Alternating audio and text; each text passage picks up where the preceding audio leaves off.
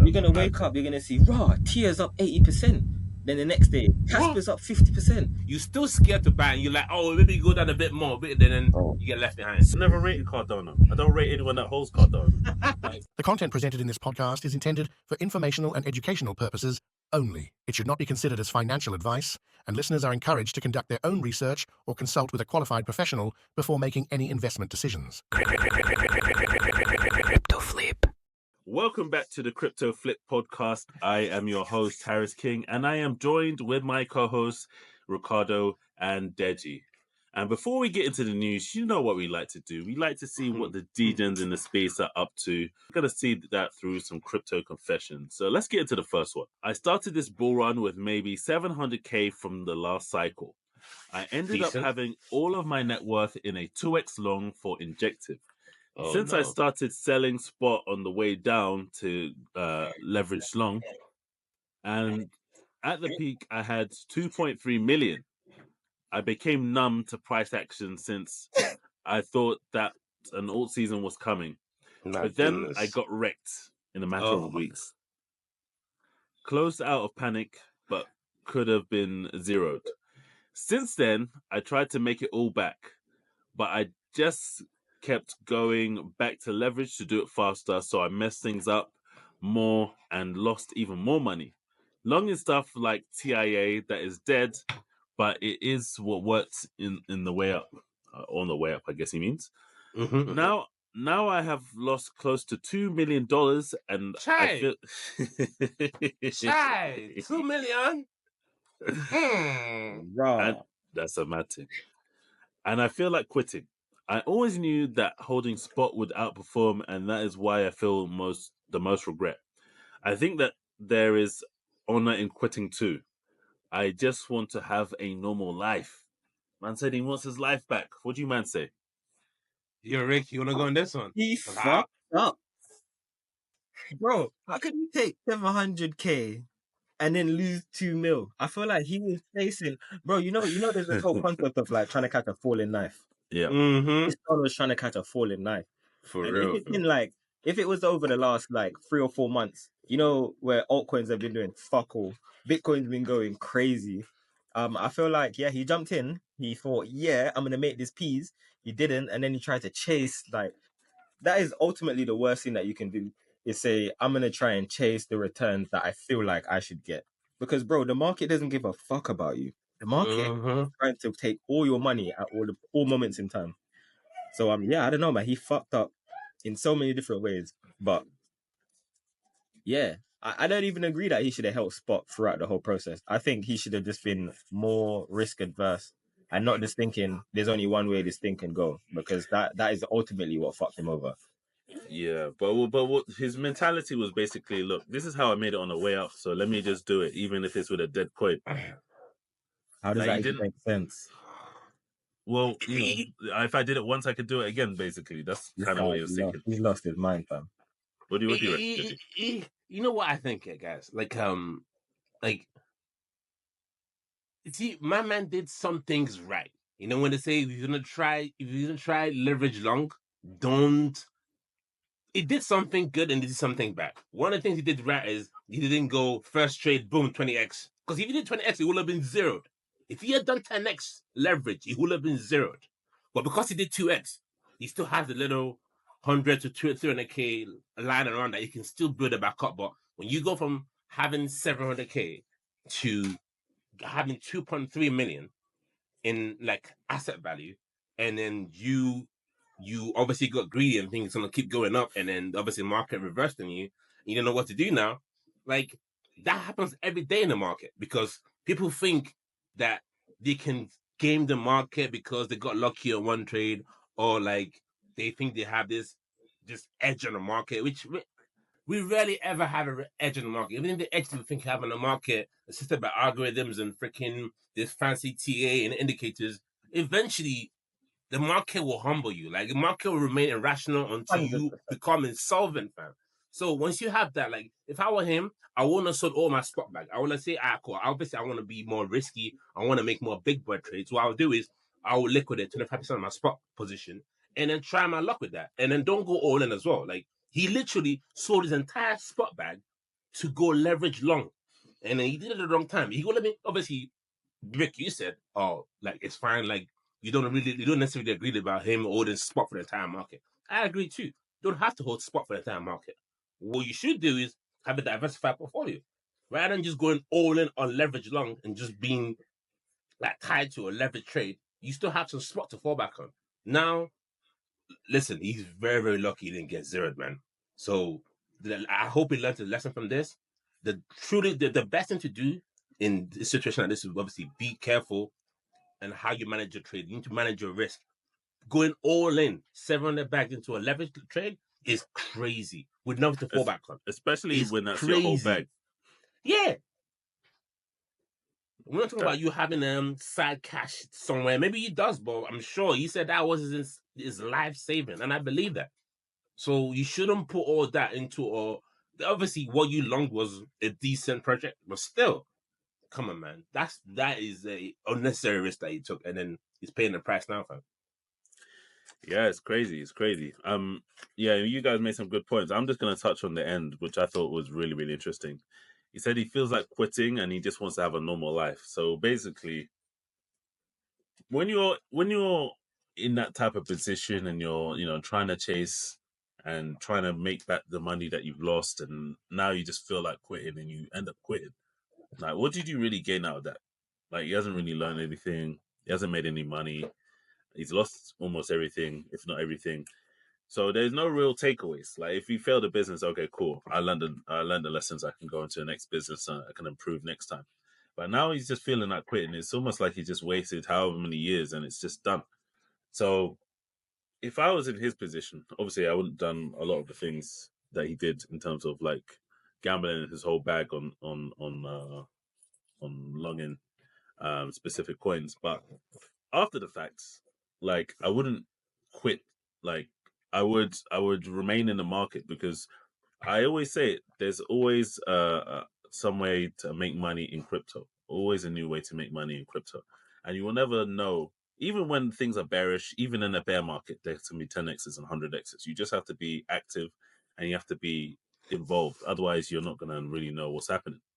I couldn't like, listen. Honestly, you hit the nail on the head because when you are feeling, I mean, I understand where he's coming from. When you've been to the peak of the mountain, I want to say it's the peak of the peak, but when you realize your goal to become a millionaire in this space, and then you don't capitalize on that result, this is what happens where like you start having doubts, like, oh, did I get lucky? Am I really not a good trader? I really fucked up, blah blah blah blah. And you start having these negative thoughts that maybe I should quit. I still got that 6-figure fallback I can just take out of this before I go down to zero. So, like, my opinion is, I mean, this might even be a bit like a business startup idea. Is maybe you should go see a freaking crypto trade specialist, like a crypto psychologist or something, because you shouldn't really be thinking that way. Like when you start thinking about it's the end, you're finished. You know what I mean? Because that negative thought will creep in, and then you start compounding your mistakes. Where like now you're gonna be like, all right, cool, leverage not working. Let me try meme coin. Let me try and long meme coins. That's just suicidal. You know what I mean? Like, so maybe you need to try and see someone to get some real expert help because you shouldn't be talking that way. You should not be talking that way at all. It's not a good look at all. Go on. I agree with you, but there's hypnotherapists that will help you to trade. Hypnotherapists, because bro, like sometimes you're trading and you get in your own head, and then like once you lose, you just start losing cascade. But you never cascade wins. But so yeah, there's a hypnotherapist that will help you to say, you know what, once I've had one or even two losses, I'm just gonna take a break, because it's not a normal in the human mind to get like to get that adrenaline hit, like it's going up and then it goes down, and then for you to just walk away and leave it. So it's a whole business, bro. It's a whole business of it is a whole business, bro. It is a whole business. But I would still prefer to say psychologist one, because I don't want the hypnotherapist to put me in a trance like, give me your private keys, and then you know what I'm saying? Yeah, XPAZ. Nah, you know what I mean? This guy needs to go. In all seriousness, he needs to go see. He needs to seek out some help, because you don't get to, okay, maybe you got lucky this time, but I think you can build it back up. But if you're having this negative thought now, this could impact your bull run like gains. You know what I'm saying? Like the bull, I feel like the bull run hasn't really fully started yet. We've only like I think we're 25% into the current bull run. So for you to be having these negative thoughts, it's not good for the rest of the market, for the rest of the market cycle. So that's my opinion. Like he needs to go out and seek help from whether he's talking to a close friend or if it's a professional help.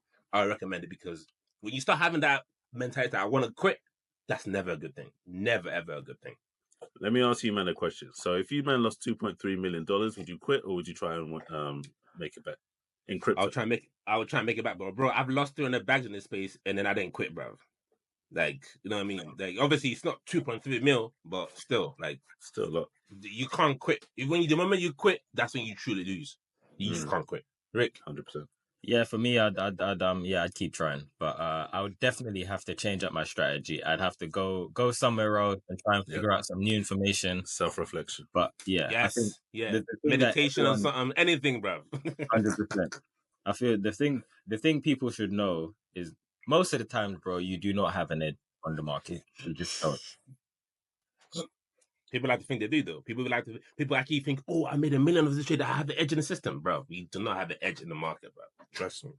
The market will humble you. The market will remain irrational until you become insolvent, bro. Facts.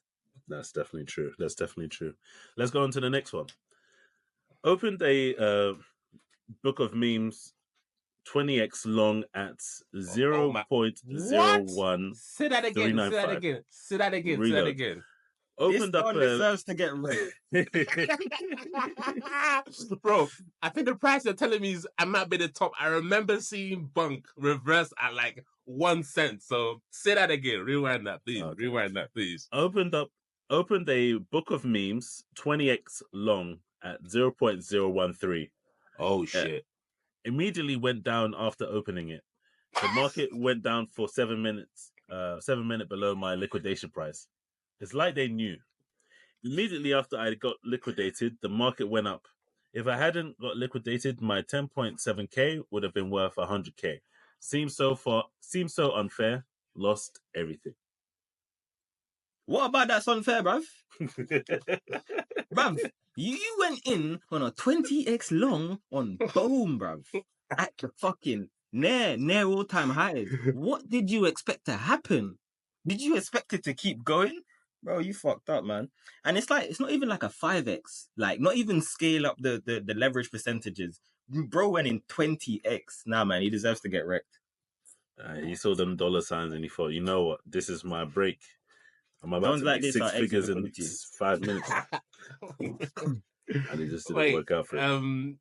Listen, 20x leverage long on Boom at near all-time high. I remember when Boom hype came up, literally, we just shot out of nowhere, and then exchange after exchange started listing it. And I remember thinking, should I get in this trade? You know what? I'll let it run because it's close to his all-time high. Next thing you know, we're having reversal. We had a period where like meme coins was doing really well, and now obviously meme coins are now obviously kind of quiet down now. So he really fucked up. Like he really, really fucked up. 20x leverage on Boom on a meme coin. I have nothing to say to my man, fam. Like he got what he deserved. Like you can't try and tell me, or he's telling me, I lost 10k trying to go leverage long. Bro, you should have just bought spot or something. At least you have something left or something. But yeah, you got what you deserve, fam. You can't be doing risky trades like this. Like at least try 2x. At least the previous guy from before, he did 2x and it still got wrecked. Who are you to do 10x that? Literally, you're taking 10x risk, bro. Like that is crazy. Well, people don't learn in it, but I think this guy doesn't seem like that's all his net worth, because if it was all his net worth, he would have said something. But he seems extremely pissed, which means it was probably a good chunk of his net worth. So he needs to go back to the drawing board and he needs a new strategy, fam, because going long on meme coins, it's not the one. Trust me, it's not the one. I'm not saying you can't make money. I'm not trying to say you can't make money long in meme coins, but you're better off try to do spot trading with meme coins, because the risk associated with meme coins is already astronomical. Now adding leverage trading to it, you're just adding to your risk unnecessarily, in my opinion. So, listen, if you're out there, our listeners, don't be like this guy. Don't be like this guy. Don't try to make back all your wealth in one day. Just take it one day at a time, one trade at a time. I remember seeing Bohm do some crazy shit. I remember when, there was all this news about Bohm hits 1 billion market cap in like 24 hours. And I bought, bro, but I bought at spot. And I bought at spot knowing that one out of two things are going to happen. It's either going to go up 20 or 30% or it's going to go down 50%. And I was like, fuck it, I'll jump on for the ride. It went down like 40%. So, bro, imagine you I was cool with it though. I was cool. Imagine it's leverage. Bro, imagine you did leverage, bro. Exactly, I'd have been fucked. Literally, I put in $1,000. If I was 20x leverage and it went down, it went down 40, 50%. Bro, I'd owe like 10 grand. Fuck that. This guy didn't have any common sense, fam. Zero common sense, fam. And it's just what it is, fam. More time than not, like, trading is not that complicated, but we as humans, we complicate for no unnecessary. We complicate for no reason, fam. Like, why do you need to go and trade Boom in meme coin that's already trading an all-time high at 20x leverage? Just makes no sense. Where did you get your market from? Where did you get your alpha from? What edge do you have in the market that you think Boom's going to do another 20x? Bro, I just don't think people understand. I just, in general, I just don't think people understand you have to have an edge, bro. Like, you thinking, oh, I think it's going to go X is not an edge. Like, you get humbled. Or you looking at the past historical prices and say, you know what? This is indicative of what's gonna happen in the future. No, it's not. No, it's not. Just because meme coins had a great first quarter, you know how like January, February, March, meme coins was killing it. And he probably thought, yeah, Boom is next. No, it's not. No, it's not, man. Because you missed the boat already. Now you're trying to catch a falling knife on the top. That's crazy, man. You got what you deserve. For everyone out there, when I say like you need to have an edge, like you can have an edge, which is like there's millions of edge, but I'll give you 3 edges that you can have. First edge is you're very, very early into a token, i.e. you're super early. People, it's going to be hyped. They spend a lot of money on marketing, or it's someone that's launched a bunch of coins before and they've all done well, or majority of them have done well. So that means in pre-sale, getting into early deals. Pre-sale, yep. Literally, that is an edge. 2, you have a statistical edge. You have systems and knowledge that is so technical that you're ahead of the market. You can normally predict moves. And I don't mean like, I know Bitcoin's going to go to 58. Like generally, when you say Bitcoin's going to go up in a time frame, it goes up based on all the information that you have and everyone that you've spoken to about it. Some type of statistical edge. And I don't mean like, you're guessing. I mean, you have data on a spreadsheet that says this is the probability of Bitcoin doing this or any crypto doing this. Facts. Or based on, some catalysts in the world like global liquidity or Fed rates, like whatever. All of these things feeding into some statistical edge that say that something is going to happen. Something's going to go up or down. Facts. And the third one, shit, I don't even know what the third thing could be for an edge. But shit, 2 edges are good enough. Have a fucking edge. Have an edge, bro. Yeah. 100%. Agreed. The thing that stuck out to me about this confession was he's talking about it being unfair. Like, bro, where did that come from, man? Where did that come from? Seems so unfair. Lost everything. Fam, there's nothing unfair about it. Nobody had the gun to your head saying, "Look, put this thing on 20x leverage." Maybe someone did. Maybe they put a machete or a gun to his head and say, "Yo, bang this shit, bro." Honestly, but yeah, for me, it's just like leverage is probably one of the most common ways that we've seen people get wrecked on all of these confessions. We've done a lot of these confessions now, and there seems to be a theme with leverage. And now, obviously, we're in the meme coin part of the market cycle. Those 2 things together are explosive. Yes, you can potentially make some huge gains, but more often than not, most people are going to get wrecked. So proceed with caution is all I would say. Obviously not financial advice, but that one there you might want to listen to. One last point. For anyone, any meme coin trader out there or any risk taker that would think this is a good strategy, just go back in the market, go on X, do your research, talk to people that have made millions trading meme coin and ask them, did you make it by leverage trading meme coins or did you make it by being early as an edge? They will tell you, we made millions by being early in the market, by being early on the trade, not by freaking taking necessary risk and doing 10x leverage long or 20x leverage long. That's how they got rich. They got rich by being early in the trade, not leverage long, because yeah, you know what can happen. That's what I have to say. Of course. So welcome back to the Crypto Flip podcast. Don't forget to like, comment, and subscribe if you're watching us on YouTube, and leave a review if you're watching us on Spotify or Apple Podcasts or anywhere else that you listen to your podcasts.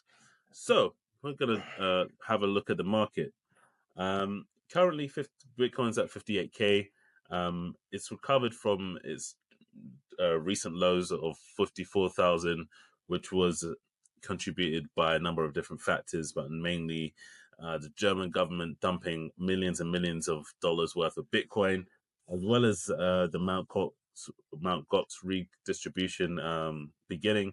So, yeah, what do you guys make of the current state of the market before we sort of get into the other news? I find the market very interesting right now, personally for me, because I don't have 100% exposure to the market currently. I think my exposure is probably around like 50% currently.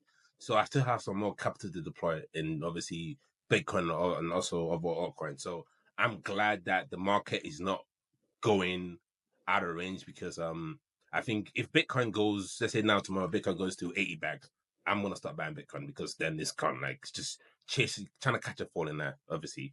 But for me personally, I think the market being boring, well, to a lot of people it's boring because there's a lot of sideways action, a lot of dumping going on due to the whole German country basically liquidating their seized Bitcoin operation and basically exiting out with a couple of billions and using that to fund their Euro competition. I think it's pretty funny. But yeah, I think for me I think for me and a lot of people that know what they're doing, this presents another opportunity for you to kind of DCA in, scaling some more capital, because I see a lot of altcoins that are very cheap right now. Solana is trading well below its all-time high. TIA, there are all these top gem altcoins that was running 3 months ago and now kind of come back down. Even Render, on Twitter, people were talking about Render going all the way to the moon, $20. Now Render is probably like $4, bro. Because at the end of the day, there's just no catalyst in the market for the market to keep running.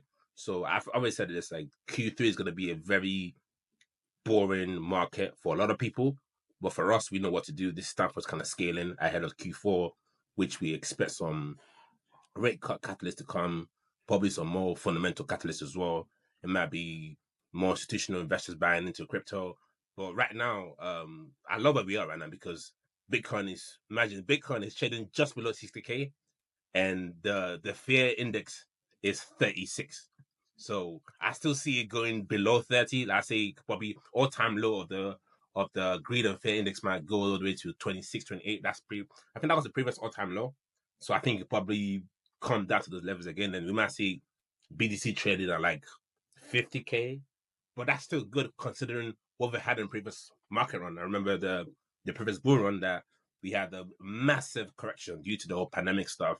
And then from then on, it kind of did a 30x, which is fantastic. But in this run, I don't think we're in that, because the market has really absorbed this dump by the German country, because they sold a lot of Bitcoin, and then a lot of buyers kind of bought it up. A lot of a lot of bulls kind of bought that up. Probably a lot of the ETF custodians, all that kind of people kind of bought it up. So I find it interesting that Bitcoin is holding very strong, and even Ethereum as well. I think Ethereum would not go below 2,400. Like it's been really solid at that support range, and I think eventually it will break. And I think when it does break, people should be ready to kind of buy up. There shouldn't be no panicking. I mean, I've seen some Bitcoin is dead comments coming back on X. Crypto is dead. Did you really think it's gonna go to the moon? Blah blah blah. I've seen it already, but that's always a good sign for me that this market is still got a lot to give back. So yeah, I find it very interesting that the market is like this, and then I couldn't be happier. My very simple opinion on where the market is right now is Fear and Greed index about 40. Bro, be greedy when people are fearful. That's number one. Right now, over the last, so obviously we've seen we've seen Bitcoin bottomed out at like 52 or 53, somewhere around there. Over the last 4 days, we've seen net inflows of money going into Bitcoin ETF, which obviously is amazing news. Like that Ether ETF doesn't have any money flowing in it, but when it does, I feel like people are completely sleeping on this because ETF, like the ETFs aren't allowed to be publicly traded yet. And the day that they do become publicly traded and we start seeing inflows in ETFs, in the Ethereum ETF, the price is only going to go one way, bro. It's going to go up. It's not going to go down. This is not financial advice, but it's just obvious. Like, I feel like the fact that, first of all, the German government, they've lost their mind. The Mount Gox thing, I can't believe they sold lost their everything, mind, fam. That is crazy. I think they still have 30% of their holdings. I think they've sold 70 now, something like that. I saw That's that they still crazy. that the exchanges returned to them like 141 million or something like that. Lovely. The Mount Gox thing, bro, that's predominantly FUD because they're gonna sell off in stages, and the first stage begins the end of this month.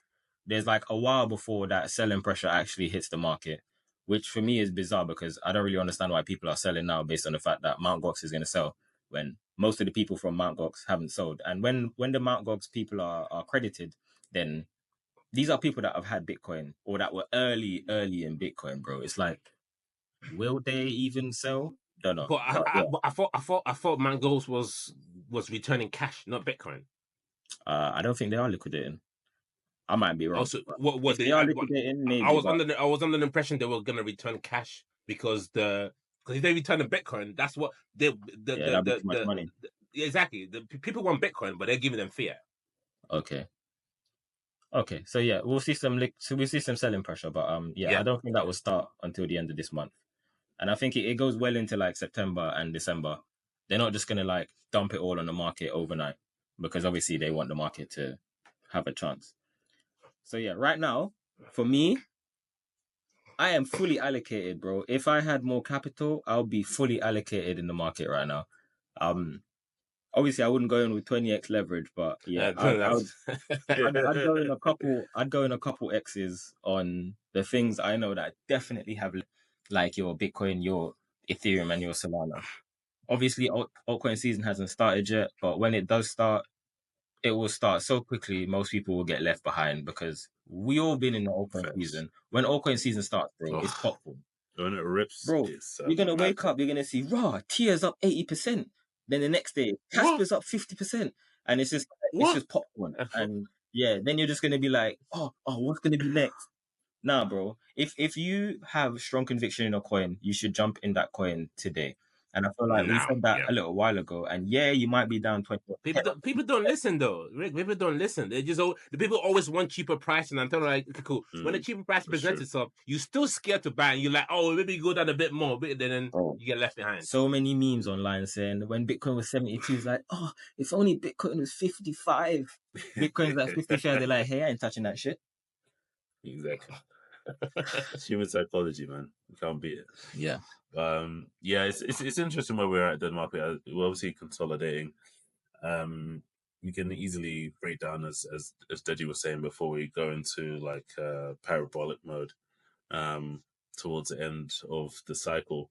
But we've still got a little while left, I think. But it's only in July, and I think we'll probably run until like January, February next year. What I think is going to be very interesting is obviously Q4, potentially with rate cuts and other things, and just based on other market cycles as well, how crypto has sort of reacted in different phases of the year. So yeah, I think there's a lot to look forward to, but it's not exciting right now, and I think that's a blessing in disguise. Gives people an opportunity to load up where they need to load up. I'm sure we're going to be taking that opportunity as well if we have any spare liquidity, and yeah, something that you need to be aware of to really catch those multiples that you're looking for in the cycle. Okay, so I've got one thing to add. The reason why I'm not certain, because you can never be certain in this market, and the reason why I already started deploying in DC into my top project is, one, you can never be sure what's going to happen. I think we still have one more capitulation for sure, because I read recently that Powell seems to now he's starting to believe in the narrative that we need to pivot away from the old inflation path, because which means raising interest is no longer attractive to the Feds. They now start to think about cutting rates. Bank of England's already cut rates. They already did one cut, and I anticipate there will be another cut this year, especially with what's going on this side of the pond. But I think US will be the trigger point for that Q4 run, and I expect the market this Q3 to be quite boring. But that is the best time to be active. And I mean, a lot of people like to fold their hands when the market is boring, thinking, "Oh yeah, when the market is good again, I'll come." No, when the market is this fearful, when the market has been it's this irrational. That's when you want to deploy whatever you have. If you have any, if you don't have any, you just hold your coins and just then hope for the best in Q4. So, now obviously this is not financial advice, but I think people should really be preparing for what's to come in this quarter. And then I couldn't stress this enough. But again, not financial advice. So I Agreed. Something else which is very, very interesting is Cardano. Every influencer's favorite coin is set for a hard fork that will soon hand control of $13 billion to the ADA holders. I didn't see this coming, but what do you man think of this? I think first of all, a hard fork in this day and age, bro. I haven't seen a real hard fork like this in a minute. Bro, I ain't seen a hard fork since Bitcoin Cash. Well, I mean, I'm sure there was that was the last big one, but not like as big, bro. Like Bitcoin Cash is still like a multi-billion-dollar project. But yeah, this is wild. I don't know what's going through their head. I don't even know the real reason why they're doing the hard fork. Like what thing they're trying to add to the platform. But I think it's not ridiculous. But yeah, they're handing over ownership, so it's going to be a community managed project, which totally makes sense. Like a lot of crypto projects should be decentralized, and I think they're taking that one step further to being even more decentralized. But yeah, I think they're missing out on the knowledge that there's mostly degens in this space, and so having degens control the fate of $30 billion. Yeah, that's crazy. And I remember Cardano. I met like a bunch of the people that work for the Cardano Foundation, bro. They're all polymaths. They're all like PhDs, maths, computer science. They're mad clever. And I just think, not that makes them better at making decisions, but yeah, to give over control to the lame public, I don't know, bro. That's yeah, I'd be curious to see how it goes. I'm happy to buy some Cardano now and after. Maybe there'll be a whole community that manages Cardano as it is now, and then Cardano after the hard fork. And yeah, they've had a bunch of soft forks, but yeah, this hard fork is going to be a mad big difference for the token. So would you buy simply because you want to get airdropped a new token, or? Yeah, I'll buy. I'll buy under the assumption that if I buy, for example, $100 worth of Cardano now, I'll get $100 worth of this new Cardano, but the old Cardano might be worth $10 or $20, and I might just end up with 10 or 20% on whatever I bought. Fair. Not financial advice. What do you think, Deji? Obviously. For me, this Chang, obviously this hard fork is called Chang, right? And it's going to be a $13 billion worth of blockchain that's been obviously handed over to the community. I'm baffled by it. This is like, I think Rick can attest to me. He can attest to this as well, and then even you as well, Harris. When Bitcoin did a hard fork many years ago, there was a split in what the vision is for Bitcoin. Yes, right, correct. That's what led to that hard fork. Really, truly, if we to do a global vote for all the crypto enthusiasts, say, listen, everybody's vote matter, even if you're not a Bitcoin order, the community will probably vote for no hard fork. But at that time, that's not how it worked. So there ended up being hard fork. And then what's Bitcoin Cash doing today? Nothing. Bitcoin Cash has no use case. It has no, like, no one really cares about Bitcoin Cash. Like, literally, no one's saying, yo, listen, I'm building this chain. It's going to use Bitcoin Cash as a what's it called token value holder or whatever, and that's just not the case with Bitcoin Cash. So at the end of the day, yeah, I can argue that hard fork was unnecessary because at the end of the day, yes, the both community got what they wanted, but at the same time, Bitcoin Cash has not gone nowhere. When they were talking about ETFs, Bitcoin Cash is not even on the table. And then when people are creating like baskets of assets of crypto, no one even thinks to bring Bitcoin Cash into that conversation. So now, fast forward now, we'll pivot to Cardano. We're just going to do this Chang hard fork, and it's going to be handing over 30 million worth of blockchain assets to the community. I'm just not sure what the expectation is moving forward. Like, is it so that the blockchain must reach 70% of node density for the hard fork? Okay. Does it mean that this is truly in the picture of true decentralization? Maybe, but I'm pretty sure there's other ways to achieve true decentralization properly without having to do a hard fork. So I really don't get what's happening.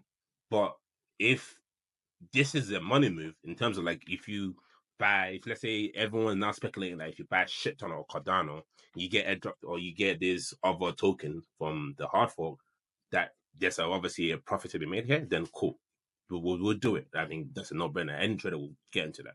But other than that, I have no interest in this at all. If it's not going to be a money-making strategy, I don't really care. You know what I mean? So I'm not really, like I said, Cardano is heavy. It's heavier among influencers. Influencers love Cardano.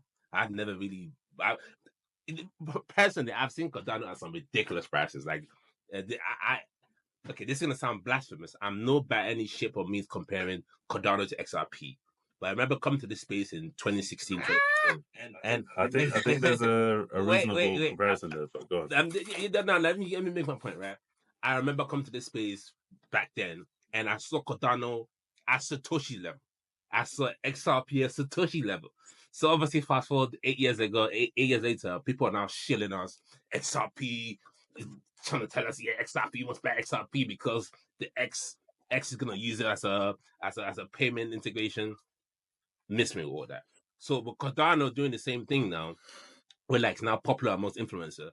I don't get why this is necessary, but I'm sure once the influencer caught a wind of this, they will be shilling the heck out of it on Twitter and YouTube. So I'm looking forward to see how the market receives it, because this is a recent news, and I don't think it's really landed yet on top of all this in front of all these influencers. But when it does, we'll have more feedback on what's going on and how the market and the community receive this. But this is absolutely wild for them to do a hard fork, not a soft fork, a hard fork. I don't know if this is a good thing or a bad thing, and then only time will tell. Yeah, for sure. Harris. Yeah, it's I've never rated Cardano like that, you know. I have to start like that. This real talk. I've never rated Cardano. I don't rate anyone that holds Cardano. Like, the only way I would buy it is basically what Rick said. In order just to do a quick flip, get the new token, and then I'll dip. But like when you look at like developers and actual use cases and products and stuff, I'm not really seeing too much action on the chain itself. Nope. Which is basically where my lack of faith comes from. But in terms of the actual fork, it's I'm not sure what's actually prompted it, so I can't really give too much insight there. But it will be interesting to see what the outcome of it is, because obviously, as I said, there's a lot of influencers. Are they going to go with like the new one, or are they going to stick with the old one? How is that going to happen? Is it going to fracture the community as well? Or is everyone just going to move over like people did with ETH Classic to Ethereum? So yeah, it'll be interesting to see what happens. Good luck to everyone that's in that part of the crypto world, but I won't be seeing you there. Yeah. I mean, one last thing I wanted to say, right? I think if you look at the Bitcoin hard fork, we had Bitcoin, the original OG, and then we had Bitcoin Cash as a result of the hard fork. The same thing with Ethereum. We had ETH as the original OG, and then we have ETC as the result of the hard fork. So I'm thinking this one will still be the main coin will still be ADA, which is Cardano, And then probably the result of the hard fork will probably be something called Chang, because it's called the Chang hard fork. So I don't see Chang being a serious project, especially if it's community managed. I don't see it being a long. I don't see it being a top coin moving forward. Obviously, Chang no Cardano, if that's what it's going to be called. So I'm really curious to see where this goes, because usually, man, like these hard forks, they end up people just, once you get the token, people just sell them. So I don't understand the reason for doing this. Like I need to do more research into this, and then I would love for us to do this topic again in the next part, because I don't know. I don't get what's going on. I don't get what's going on. I'm baffled. I'm confused, bro. Honestly. I couple things. I don't know if there'll actually be like a airdrop for like a split token. I'm not sure if the token will actually split. That I'd need to double check. But based on what you both said, what Rick, sorry to cut you off here. That's what usually happens when there's a hard fork. There's always another coin that comes out of the result. Yeah, but think about it. If it's a soft fork, then cool. But think about it. Ethereum did a hard fork when it went from proof of work to proof of stake. That was a consensus change. They all changed the protocol. That's not what they're doing.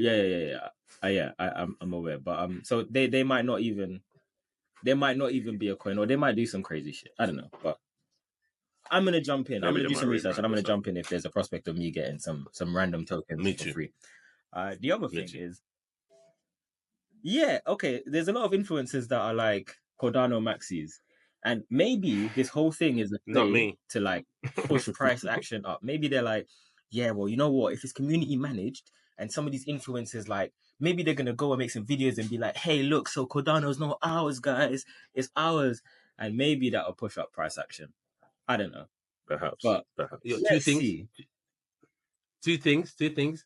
I think based on what Rick just said, that I don't know when the hard fork is scheduled to happen. I think it will happen once the node hits 70% the node 70% density, right? So when it reaches 70% density, that's when the hard fork will happen. We don't know when that. I mean, maybe in the next few days we'll get an accurate timeline when that will happen. That should, if I'm guessing right now, it should correlate to altcoin season, and so that will make Cardano a strong altcoin to hold through the altcoin season. And obviously, in the anticipation that you might get extra token, blah blah blah. That's one. And two, I don't know if this is true. I think XRP is next. What, fuck? Fuck XRP, bro. Bro, XRP trying to do anything to stay relevant, fam. So I won't be surprised if they're copying Cardano, fam. XRP has no true vision, fam. Like, literally, their thing is to brainwash the community into buying the token and say, listen, the Fed is gonna adopt this. Trust me, it's gonna. 900 members of staff and no vision. Mad thing. Lost cause if you're holding XRP. That's all zero vision, man. XRP is Anyway, that's another different topic. Another lost cause is Justin Sun is developing a gasless transaction stablecoin solution for Tron and EVM chains. What do you make of that? I don't think this is a bad thing, you know. I think, bro, like, go on. If you had a gasless stablecoin, first of all, how the fuck would that work? But if you get away from that whole concept, a gasless stablecoin could mean like 0% transaction fees, which could just mean, but I mean, not even like a problem. I'm calling cap on that cap.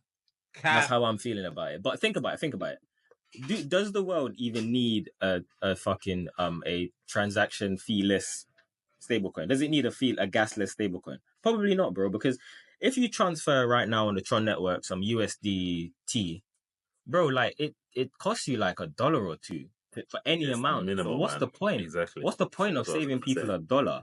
Like, it makes no real sense. Maybe if, you know, I don't know, maybe if you're going in and out of the coin a lot, maybe it's for high frequency traders, maybe it's for hedge funds. Like, maybe there's a play there to like reduce their fees because they're doing like literally like hundreds or thousands of transactions a day. So you're saving them literally thousands in fees. Maybe. But I think in general, for like your lame public, your P2P lenders, your P2P people that are using crypto, bro, this is a waste of fucking time, bro. No, I agree. 100%. Obviously, I also agree. This could be a good thing for the space. If you're a company trying to be in the stablecoin service game where you want to issue stablecoins as a business, or you want to be part of the whole stablecoin custodian that offers stablecoin to purchase in the space, I think it is a good thing in terms of like the ability to transfer without having to pay any gas fees. I think that could be good, but I'm a little bit skeptical about how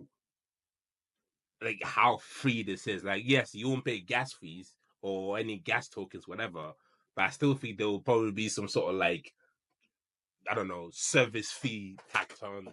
It could be very small, and then it doesn't really affect business use cases. But I think this could be a good thing if you can achieve it. And also, I just read an article that is also trying to do. They're also exploring building a Bitcoin layer 2, which is going to be a wrap version of Tether. That's going to be it's called deployed on the Bitcoin network.